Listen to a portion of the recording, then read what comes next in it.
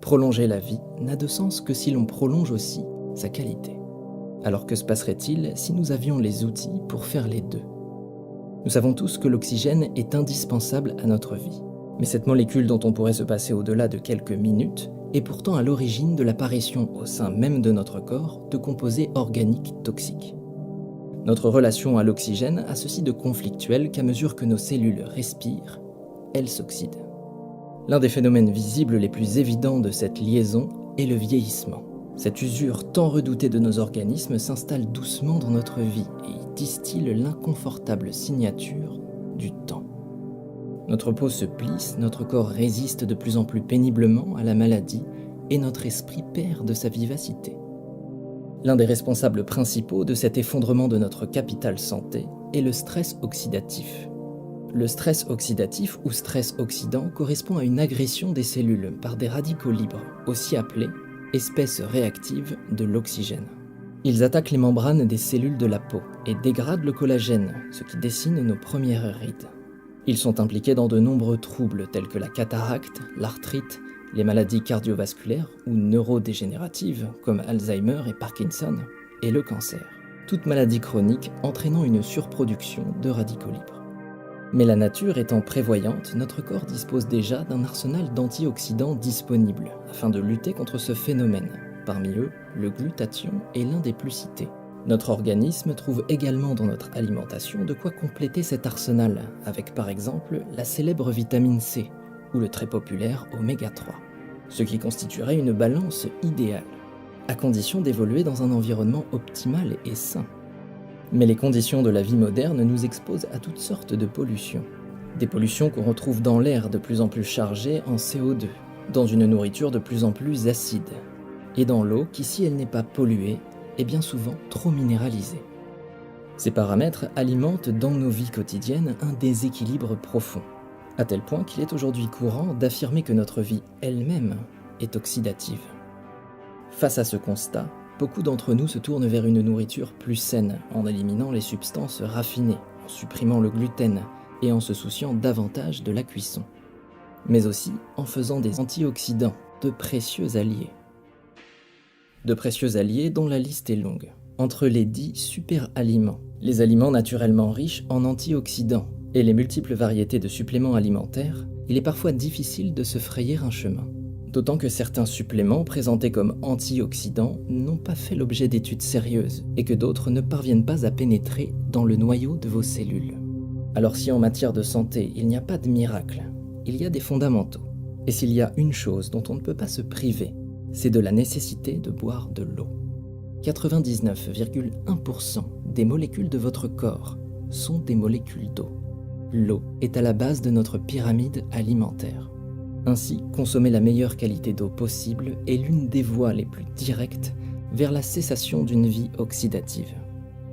Là encore, notre vigilance est requise. Mais si vous retenez que l'eau idéale, que c'est une eau vivante, avec un RH compris entre 25 et 28, et surtout qu'elle révèle un résidu à sec inférieur à 100 mg par litre, ce qui signifie qu'elle n'est pas trop minéralisée. Parce que contrairement à ce que les embouteilleurs nous disent, notre corps ne peut pas assimiler tous ces minéraux. Alors éliminer 90% des eaux minérales du commerce sera facile, et abandonner définitivement la consommation d'eau domestique non filtrée vous semblera évident. Et d'autre part, vous avez la base parfaite, intégrer l'un des antioxydants les plus puissants au monde directement dans votre verre d'eau. Rassurez-vous, il ne s'agit pas de consommer une énième pilule, mais d'enrichir cette eau avec l'un des éléments les plus anciens de l'univers. L'hydrogène. C'est le premier et le plus simple de tous les atomes du tableau périodique. Il est le principal constituant du Soleil, de la plupart des étoiles et de la matière interstellaire. Sur Terre, il est surtout présent à l'état d'eau liquide, de glace ou de vapeur d'eau. L'hydrogène est l'élément le plus abondant, constituant 92% de l'ensemble des atomes et 75% de la masse de l'univers.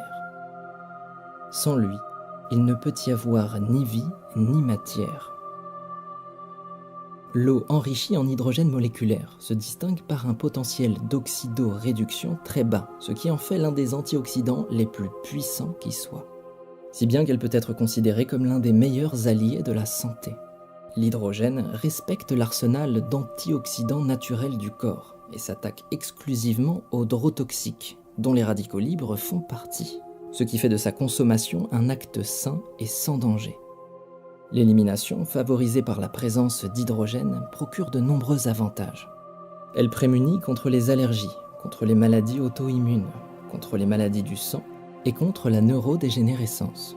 Elle protège les muqueuses gastriques, réduit l'acidose métabolique, protège la rétine, limite les répercussions d'un excès d'alcool et a des effets antidiabétiques.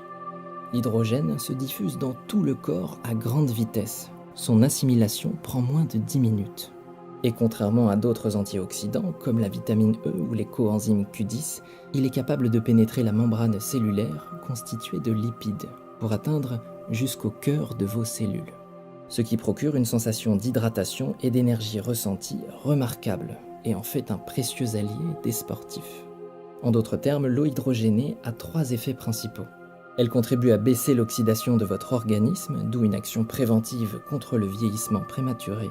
Elle renforce le système immunitaire, d'où une action préventive contre les pathologies. Elle favorise une meilleure hydratation de vos cellules, d'où un fonctionnement optimal de l'ensemble de votre métabolisme, aussi bien sur le plan physique que mental. La communauté scientifique est active en ce qui concerne la recherche sur l'eau hydrogénée, et on observe un intérêt grandissant depuis le début des années 2000. Rien que sur le site PubMed, on comptabilise aujourd'hui plus de 77 000 publications, tous domaines confondus, que ce soit sur la longévité, le sport, la santé, etc. Certaines études mentionnent des effets positifs sur l'endurance, la performance et la récupération. D'autres font état d'une efficacité prometteuse pour lutter contre différents types de cancers. L'hydrogène révèle des propriétés antitumorales remarquables, ce qui fait de cette eau un atout thérapeutique sérieux pour accompagner les traitements. Et de plus en plus de papiers prouvent sa pertinence pour lutter contre de nombreux marqueurs affectant notre longévité, faisant de l'eau hydrogénée un agent anti-âge de qualité.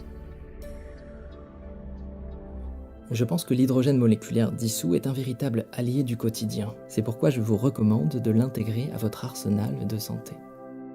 À l'état naturel, il est souvent évoqué qu'on trouve l'hydrogène dans des eaux de source dites miraculeuses, comme à Lourdes, Nordeno en Allemagne ou Tlacote au Mexique.